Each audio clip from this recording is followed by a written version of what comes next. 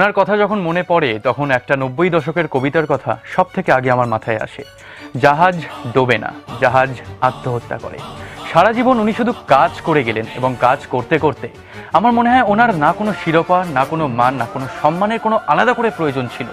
উনি নোবেল পাননি, আমার মনে হয় ওনার বোধহয় দরকারও ছিল না। मैंने आपकी 3 पिक्चर देखी है, कुछ समझ में नहीं आया मगर पेंटिंग जैसी दिखती है। আমি কথা বলছি নীলকণ্ঠ বাগচির, এবং নীলকণ্ঠ বাগচিরই এই ছবি মেঘে ঢাকা তারার ডিরেক্টর কমলেশ্বর দা এবং অপুদা এবং অনন্যা রয়েছে আজকে এই মুহূর্তে সেটে।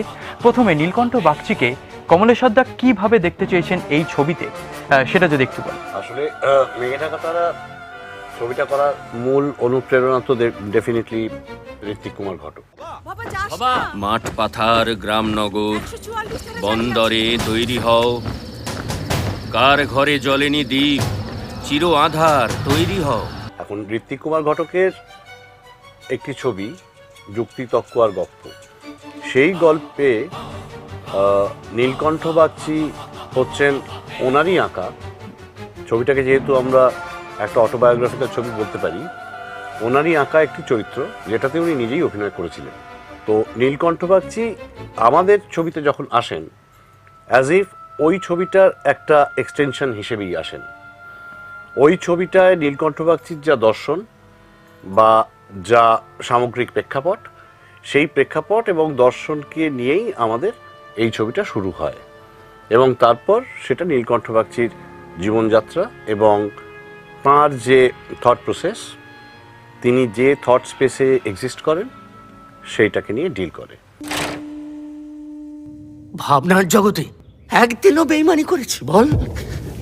আচ্ছা অপুদা, অনন্যা, মানে তোমাদেরকে যখন এই ছবিটা করার আগে কমলেশ্বর দা কি রেফারেন্স দিয়েছিলেন? লাইক 8টা ছবি দেখার কথা তো নিশ্চয়ই বলেছিলেন, বাকি অন্য কোনো রেফারেন্স ছিল? হ্যাঁ, মানে ছবিগুলো দিয়েছিলেন ঠিকই, কিন্তু আমি মেনলি যেটা ফলো করেছি সেটা হচ্ছে প্রথমে তো স্ক্রিপ্ট। একটা ছবি দাঁড়িয়ে থাকে, আমি যে ছবিতে অভিনয় করতে যাচ্ছি সেই স্ক্রিপ্ট অনুযায়ী আমাকে চলতে হবে। আমি ওনার মেঘে ঢাকা তার অনুযায়ী চললে আমার চলবে না। তো সেটা প্রথমে স্ক্রিপ্ট, তারপর ওনার কিছু ম্যানারিজমস বা হাঁটা চলা কথাবার্তা কীরমভাবে, সেটা ফলো করার জন্য অবভিয়াসলি যুক্তিতক্ক আর গপ্প। কারণ ওনাকে তো খুব বেশি পর্দায় দেখা যায়নি, একটা ছবিতেই দেখা গেছে, আর বোধহয় একটা ডকুমেন্টারি বা এরম কিছু আছে, তাও সেটা দেখিনি আমি। আচ্ছা অনন্যা, এখনো পর্যন্ত তোমাকে দেখা গেছে মানে অনেক ছবিতেই বেশ একটা বোল্ড চরিত্রে। ওয়েল, এই ছবিতে এই চরিত্রটি মানে ঠিক একদম ওই টিপিক্যাল বা স্টিরিওটিপিক্যাল একটা বোল্ড চরিত্র হয়তো নয়, কারণ এই চরিত্রটা করার আগে অনেক অভিনেতা অনেকবার চিন্তা করবেন। তুমি কি কিছু ভেবে এটা করেছিলে, অথবা তোমার মাথায় এই চরিত্রটির উপর কোনো প্রজেকশন ছিল বা কোনো ইমেজ ক্রিয়েট ছিল আগে থেকে? প্রথম কথা, আমি দ্বিমত, যথেষ্ট বোল্ড চরিত্র এটাও।